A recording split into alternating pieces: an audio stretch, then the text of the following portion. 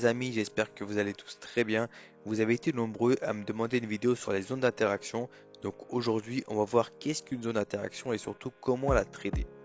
Mais avant, je vous présente Darwinex Zero, le sponsor de cette vidéo. Darwinex Zero est un programme d'allocation de capital, la meilleure alternative au profit.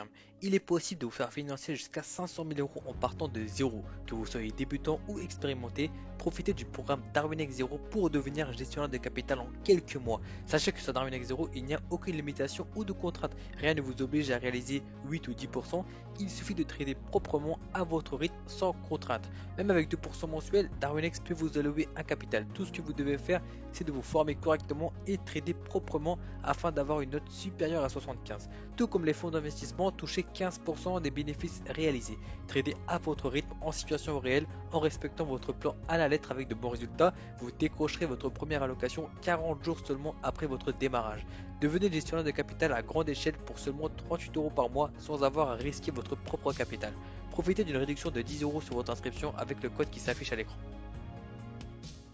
Alors commençons par tracer un schéma d'une structure baissière. Vous avez ici la zone premium discount et enfin les POI. Jusqu'ici, rien de nouveau, en tout cas si vous êtes abonné à la chaîne. D'ailleurs, n'hésitez pas à le faire si ce n'est pas le cas. Donc là, le but est d'attendre le prix dans ces POI afin de vendre le marché. Mais le truc, c'est qu'on n'a pas identifié toutes les zones dans cette structure. Qu'est-ce que c'est que ça? Eh bien, c'est également une supply zone. Ici aussi, je vais maintenant vous montrer qu'il est possible de trader cette zone même si elles ne sont pas en premium. Mais avant, il y a deux règles que vous devez bien comprendre. La première, c'est qu'il n'est pas nécessaire d'aller chercher un nouveau plus bas pour être gagnant sur les marchés. Donc, vous n'avez pas besoin d'aller chercher des RR extravagants pour être rentable, pour être gagnant sur les marchés financiers. La deuxième règle, c'est que vous devez toujours placer vos objectifs intelligemment. Vous allez comprendre un peu plus tard dans cette vidéo pourquoi est-ce que je vous dis ça. Alors, on est d'accord sur le fait que d'après la structure du marché ici, il est préférable d'acheter puisqu'on attend le pullback. Mais ce pullback peut durer un certain temps, surtout si la structure est large. Donc, au lieu d'acheter ici et espérer que le prix vienne chercher la zone premium, eh bien, on peut acheter et vendre si une confirmation lower time frame se présente ou alors un retournement interne. Ça dépend vraiment de votre plan de trading, hein, ça peut être un flip ou un choc. Et bien, donc voilà, ça vous devez respecter par rapport à votre plan de trading. Donc on peut vendre le marché sur ces différentes zones d'interaction afin de racheter plus tard. Donc attention, quand vous rentrez en position sur cette zone, votre objectif sera d'aller viser la prochaine dimension. Rappelez-vous de la deuxième règle, on place toujours nos objectifs intelligemment. Gardez toujours en tête l'order flow.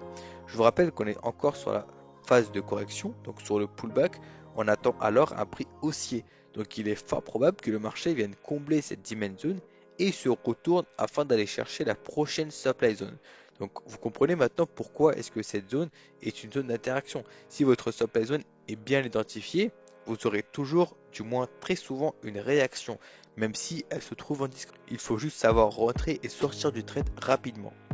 Pour votre information les amis, vous avez la possibilité dès à présent de recevoir gratuitement mon ebook. Il vous permettra de vous lancer dans le trading avec de bonnes bases pour ensuite trader avec Darwinex Zero ou alors avec votre propre capital. Mon site se trouve en description de la vidéo, n'hésitez pas à faire un tour, je pense que ça vaut vraiment le coup. On se retrouve sur l'euro USD, je vais vous montrer un exemple concret. Donc là ici on va prendre ces structures baissières sur l'euro USD. Donc là on est sur du M30. Donc ici on voit bien que la structure est bearish, je vais également vous tracer les swing points pour que ce soit bien clair. Donc là, on a le précédent plus bas qui a été ici. Hop, on a été cassé le précédent plus bas. Donc on a formé un nouveau plus bas. Ok. Donc là, on se trouve actuellement sur cette structure. Là, on a l'outil Premium Discount. Comme ceci. Voilà. Je vais aussi tracer l'ancien plus haut. Voilà. Donc là, dans cette structure, on va identifier les POI. On a ici une supply zone. Hop. Alors, je vais juste masquer pour que ce soit hop, comme ça au moins vous verrez que c'est beaucoup plus simple à analyser. Voilà. Ici, on a également une supply zone, c'est bien une flip zone. Alors aussi, hein, moi pour identifier mes supply zones, enfin mes POI, je ne prends pas toutes les supply zones. Ok, il faut également que ça soit une flip zone. Bon là, j'ai pas vraiment le temps d'aborder ce sujet. D'ailleurs, si vous souhaitez avoir plus de détails sur ce concept, n'hésitez pas à rejoindre le groupe privé pour accéder à la formation complète. Donc là ici, on a également une zone ici. Bon, cette zone a déjà été comblée, mais on va tout de même l'identifier pour bien voir où se trouve la supply chain. Donc ici on a une supply chain. Alors celle-ci a déjà été comblée. Donc je vais la différencier comme ceci. Hop. Là on a également une supply zone. Ici je regarde bien. Ouais, c'est bon. Donc là on a une supply zone également qui n'a pas encore été comblée pour le coup. Tac. Donc ça c'est la chaîne qui a été identifiée. Voilà. Donc là ici on va mettre ça. Tiens, on va mettre ça M30. Pareil. Voilà. Donc là, actuellement, ce sont les supply zones qu'on peut identifier. Donc là, le marché a été cassé. Et là encore, on a également une nouvelle zone ici, hein. Je ne sais pas si vous le voyez, mais ici, on a également une nouvelle zone. Tac. M30. Et là, actuellement, qu'est-ce qu'on voit? On voit que le marché a cassé ce niveau. Donc, a cassé en fait la première supply zone qui s'est présentée. Attendez, pour être précis, la première supply zone se trouve plutôt à ce niveau. Voilà. Donc là, c'était les chocs. Donc dès la cassure de ce niveau, on peut commencer à acheter le marché et viser nos POI qui se trouvent ici. Donc là techniquement, il n'y a pas grand chose en termes de POI. On a seulement deux supply zones dans lesquelles on peut shorter le marché avec les critères en LTF. Donc en gros les critères M1, donc ça dépend ce que vous attendez sur du LTF. Mais ce qu'on peut également voir, c'est que on a également deux supply zones qui se trouvent en discount.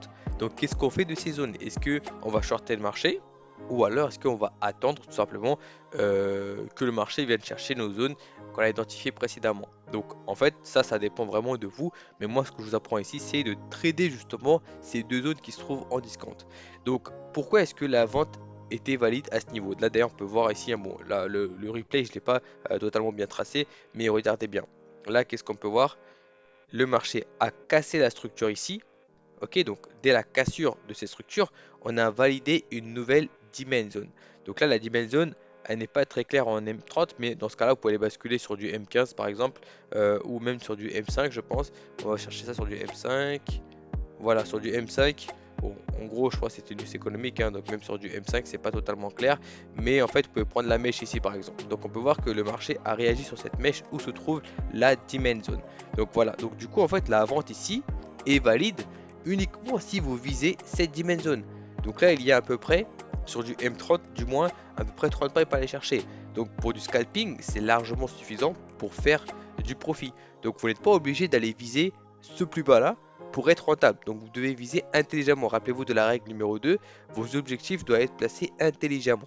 Donc une fois la cassure de cette première supply zone, on peut vendre le marché ici, sur cette supply zone, et chercher la mitigation de cette demand zone. Une fois que le marché est venu chercher cette mitigation, dans ce cas-là, vous allez rentrer encore une fois sur du LTF et voir si une confirmation à l'achat se présente. Si c'est le cas, vous allez acheter ici pour viser quelle zone? La prochaine supply zone qui se trouve là.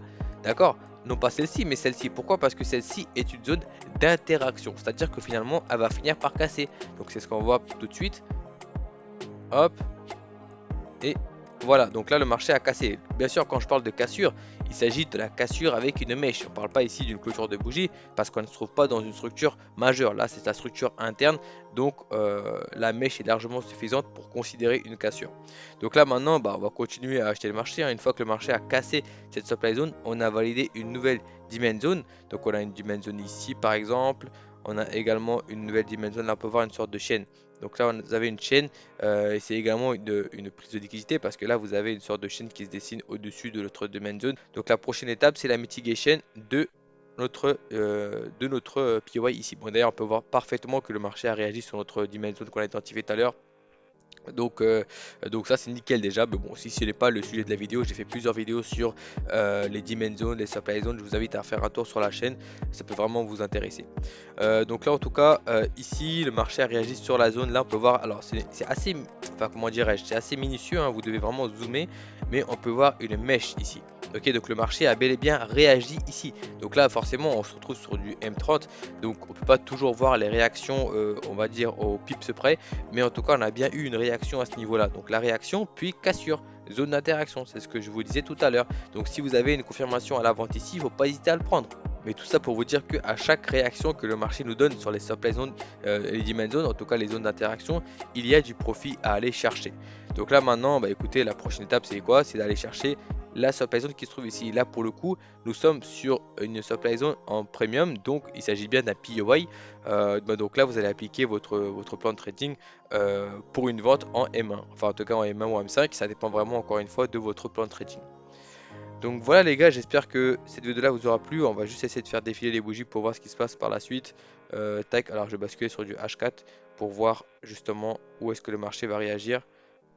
Hop, donc on rebascule sur du M30 et on voit bien que on a réagi à ce niveau. Donc là pour le coup, hein, on n'a pas totalement réagi sur le POI identifié.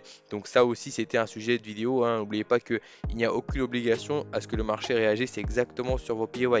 Il peut tout à fait réagir en dessous. Donc là pour le coup, si jamais le marché réagit en dessous, eh bien cherchez bien sûr ce qui se passe sur du LTF. Par exemple, s'il y a une prise de liquidité et un retournement validé sur du M15 ou du M10, il ne faut surtout pas hésiter à vendre, d'accord? Donc ne soyez pas focalisé sur votre POI à tout prix. Donc bien sûr, une fois que le marché vient combler la zone, nous avons la phase d'impulsion et hop, on y va encore une fois former un plus bas que ce précédent plus bas. Par contre là, bien sûr, le marché n'a pas clôturé en dessous. Là, il s'agit de la structure majeure, des swing points en gros. Donc il nous faut absolument une clôture de bougie. Là, ce n'est pas le cas. Au contraire, je pense que... Ah si, ouais, toujours pas. On voit encore une fois une mèche, donc prise de liquidité. Et qu'est-ce qui se passe par la suite? Hop, on voit la cassure de structure. Donc là, ça peut être un flip ou un choc, hein, ça dépend encore une fois de comment vous interprétez le marché. Mais personnellement, il y a eu ici une flip zone. Donc dès la cassure de ce niveau, eh bien je pars dans une phase de range ou alors un retournement. Donc là en tout cas, la structure bearish est terminée. Donc là, soit on part sur une phase de range, c'est-à-dire pour traîner, enfin pour consolider en gros entre ce plus haut et ce plus bas, ou alors partir pour un potentiel retournement et aller casser ce plus haut qui se trouve ici. On va également voir ça tout de suite. Bon d'ailleurs à ce sujet également, hein, j'ai fait, voilà, là on est parti sur une phase de retournement, hein, on a été cassé ce plus haut. Donc d'ailleurs à ce sujet j'ai fait également plusieurs vidéos sur les ranges. N'hésitez pas à vraiment jeter un œil sur la chaîne, je pense que ça vaut vraiment le coup. Voilà les gars, cette vidéo touche à sa fin. Si vous avez apprécié, n'hésitez pas à la liker et à la partager. N'oubliez pas aussi de vous abonner et à cliquer sur la cloche pour recevoir toutes les notifications. Sur ce, je vous souhaite une bonne journée ou une bonne soirée. Ciao.